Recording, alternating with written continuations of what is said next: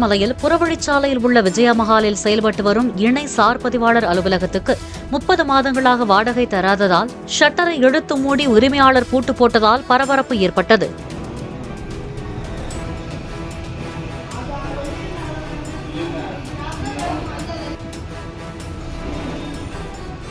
இன்று காலை வழக்கம் போல் பணிக்கு வந்த ஊழியர்கள் அலுவலகம் பூட்டப்பட்டிருப்பது கண்டு அதிர்ச்சி அடைந்தனர். அவர்கள் உள்ளே செல்ல முடியாமல் வெளியே காத்திருந்தனர். ஷட்டரில் வாடகை பாக்கியை செலுத்திவிட்டு அலுவலகத்தை திறக்க வேண்டும் என்று எழுதப்பட்டிருந்தது. அதுகுறித்து உயரதிகாரிகள் கவனத்துக்கு கொண்டு சென்றனர். அவர்கள் கட்டிட உரிமையாளரை சமாதானப்படுத்தியதை அடுத்து அலுவலகம் மீண்டும் திறக்கப்பட்டது.